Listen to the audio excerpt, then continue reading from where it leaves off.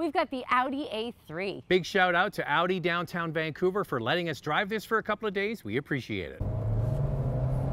Pretty quiet, isn't it? Yeah, it's a polished car considering it is their base model sedan. What's under the hood of the Audi A3? A 2-liter turbocharged 4-cylinder with a 48-volt mild hybrid system, a 7-speed dual-clutch transmission, 201 horsepower and 221 pound-feet of torque.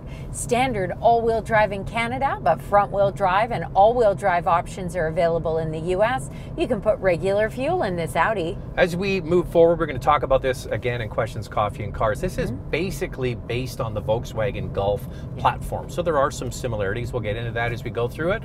But right now, a premium car, what do you get with it? You must get some nice stuff. The base trim comes with a 10.1-inch touchscreen, a 10.25-inch digital driver display, wireless Apple Carplay and wired Android Auto, wireless in the US, a 10-speaker Audi sound system, power driver's seat and a manual passenger seat, heated front seats, leather seating surfaces with stitching, a sunroof, a foot-activated trunk release, and 17-inch wheels. In the US, the base trim comes with a power passenger seat. There are 3 features the Audi A3 does not offer: a heated steering wheel, ventilated front seats, and heated rear seats. You've got the drive select button here. Easy, easy, Drea. It actually has a button instead of having to go on a screen. Thank you, Audi. What are we going to put it in? Got to put it in S for subscribe. And if you can hit that notification bell, you'll be notified when all of our reviews drop, and then you can watch them. And we do this, the couple car review, twice a week. The first one drops on Wednesday. We put another one out on Saturday. So make sure you like and subscribe, but most importantly, hit that notification bell. But also follow along on Instagram. It's Motormouth_Andrea to get a look at what's going on behind the scenes. For me, it's Motormouth_Auto, and the links are below the like button. This video is brought to you by Canada Drives. Shop online for your next used vehicle and enjoy the convenience of to-your-door delivery and the confidence of a 7-day love it or return it guarantee. Visit canadadrives.ca to learn more. You know what, Andrea? I've known you a while, right? A while, yeah, for sure. And I look at you in this car and I see this is your kind of car. It is. It's just so modern. I'm really enjoying it. I like the way that this handles. You know, most Audis that we get into, the steering is quite light. That's not the case with this A3. The steering's a bit heavier, the suspension a little bit firmer. I'm really enjoying it more than I thought I would. So that drive select button, let me take it out of subscribe. When you hit that, you can get the comfort, auto, dynamic, and individual. You set it up the way you want. Yeah. On this is the base model, which is nice for us to get a base model. It adjusts things like the throttle response, the weight of the steering, and the calibration of the transmission, but it doesn't change the suspension because this car is available with adaptive suspension. Yeah. But what trim do you get that on, or available on? You get the damping controlled suspension on the top Technic trim, but it's an addition, so it's going to cost you an extra $1,000. And then with the progressive trim, you can add the S-Line package to get the sport suspension.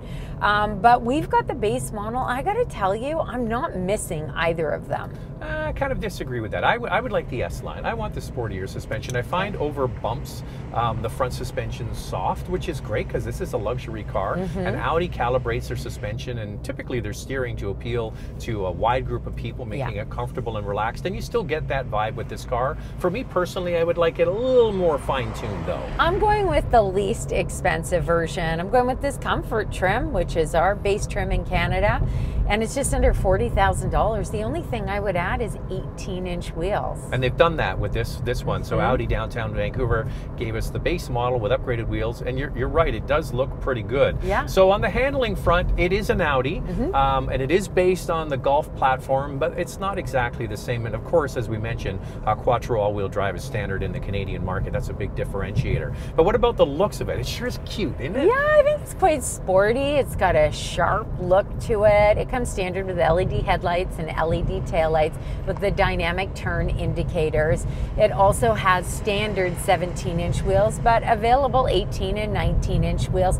I like the look of it. I mean, you can sport it up a bit and get the black optics package where you've got black exterior accents. That's your choice.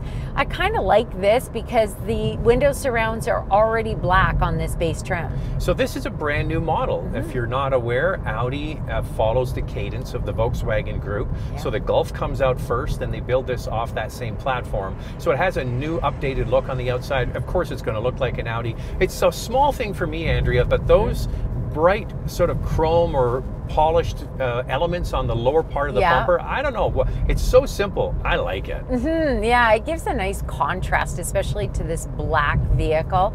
This is bigger and it's wider than the previous Audi A3, so you're getting a little bit more space in here too. A lot of people lament the fact no hatch. We used to get the hatch years ago. We got the e-tron, the plug-in hybrid version, but now it's just sedan. And no RS3. No. The RS3 is not coming. Only in the US. It's an emissions thing, apparently. Okay, now let's turn our attention to the inside. We mentioned it's a brand new model, and boy, you see it here. I like the simplistic look in here. There is some hard plastic as well as soft materials. This comes standard with that 10.1-inch touchscreen. You have to go into the screen to do a lot of the features, but there's tabs on the left that makes it so easy to get in and out of. This car is a perfect combination of new Audi with old Audi, so you get into a vehicle, for example, like the Q7 that has all of the screens. This one still has real switches and rotary tabs on the steering wheel. You still have heat controls that are real switches. You still have the drive select button, and there's a new feature, which is the volume and scan tool for the radio. It's a pad in the center console, and you skim over it like you do a volume knob. That actually works better than what Volkswagen uses. Yep, and it's not glitchy at all. Actually, when you touch it to bring up the volume, it's easy enough to use. Now, at the center console, there's a small shifter now, which we actually see in the GTI as well. I don't mind it. I mean, I'm just happy that it's a traditional shifter. It's very natural to the touch, easy to shift without even looking. They bought a bunch of these, Andrea, because they use it in Volkswagen, they use it in Audi, and they use it in the 911. You get a 911, you get the same little, a lot of people say it looks like a little Razor. This comes with some pretty good standard features. It doesn't have a standard power passenger seat. That is standard in the US, but it's available on the middle progressive trim in Canada. So it's a ratchet system, same thing kind of like you would get, or exactly the same way you get in a Golf. And it's got the rotary dial on the side for the backrest. That's a little bit clumsy. So here's what you can do. You can go to the middle trim in the Canadian market. It's $3,500 more. It adds the 18-inch wheels we've already got. It adds the power operated passenger seat, and it adds some safety features too, right? Audi side assist and rear cross traffic alert, plus that progressive trim allows you to add some packages like the navigation package and another package where you can get adaptive cruise control, and you can also add the Bang and Olufsen sound system for over $600 Canadian. Now, if you move up to that top Technic trim, that's where you get the 12.3-inch digital driver display. The Bang & Olufsen stereo system is standard, as well as navigation.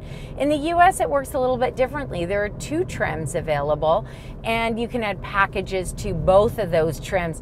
That top trim, you actually have to add a package to get many of the features that we have standard on our top trim in Canada.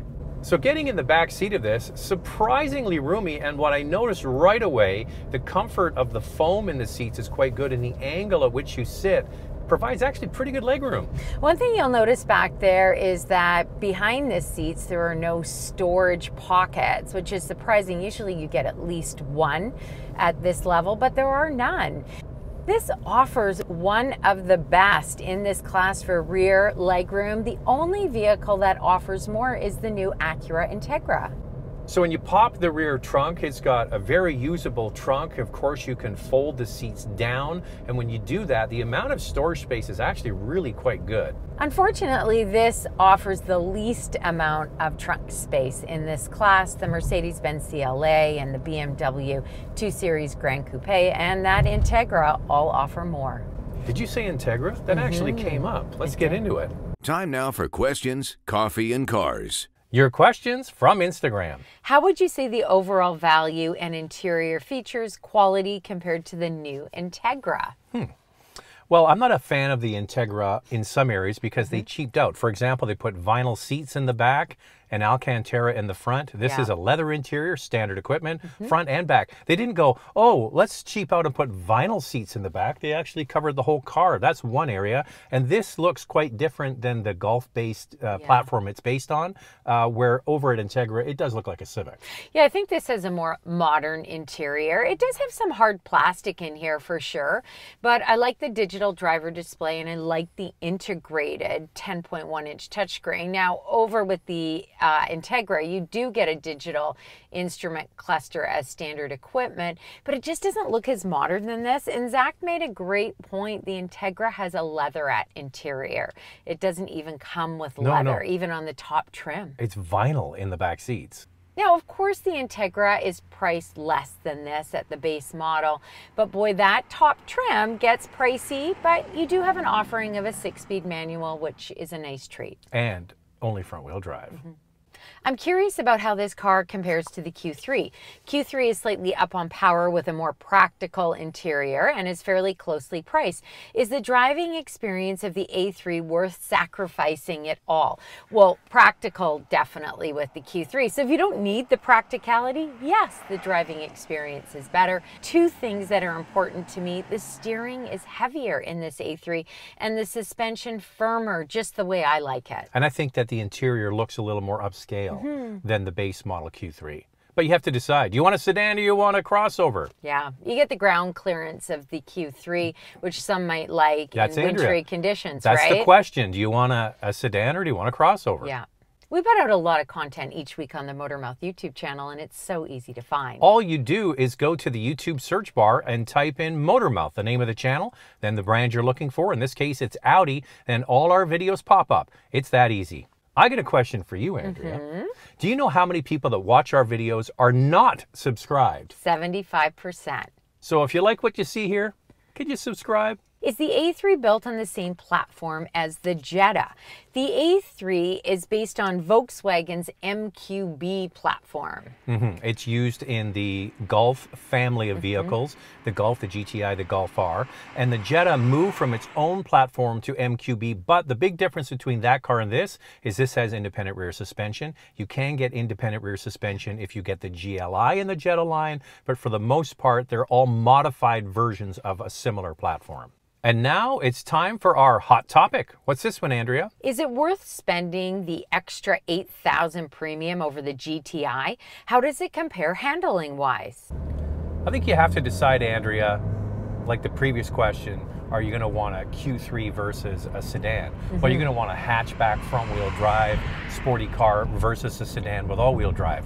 There's like apples and oranges, really. The only thing they have in common is they're running on a similar platform. I think that the GTI offers a ton of value. It comes with some great standard features. It even has a heated steering wheel and it offers ventilated front seats. This does not have ventilated front seats or the heated steering wheel. The heating steering wheel is so weird in the Canadian market. Really weird. We talked to the dealership. You know, maybe they'll add it at some point, but when I look at the 2023 specs online, it doesn't have a heated steering wheel. Yeah, you kind of think, oh, is that just one of those chip shortage things? I don't know. There's something going on here. Plus, you can also get the 6-speed manual with the GTI, which makes it a lot of fun. If you want to even it out a little bit more, which is all-wheel drive, which you'd have to get the Golf R, and then the dual clutch, that's an expensive vehicle as well, but that has a lot more power. So that's one thing to consider. This is roughly 200 horsepower. The GTI is 240. The Golf R is over 300. So it's different snack bracket, and this is calibrated more to be a cruiser than those two cars. Yeah, a really good daily driver. I actually like the interior of this more too than I like the Volkswagen. Buttons. Yeah, it's got the buttons. But that base trim GTI gets some buttons as well. So Eric, is that who sent in the question? Yeah, Eric. Yeah, Eric is a longtime viewer of the channel. Thank you, Eric. And he had one of the very first GTIs delivered in Quebec, and he knows something that a lot of other North Americans don't know. If you put the proper winter tires on a front-wheel drive car like a GTI in deep snow like Quebec, you can get around. Yeah. Now, I know some people are adamant, I just want all-wheel drive, and this A3 will be a much better option for you. But you can also move up to the Golf R. It starts around $46,000 in Canada and $44,000 in the US. If you really want a Volkswagen and you want that manual transmission, you can go for the Golf R. All right, what else can you buy that's kind of similar to this?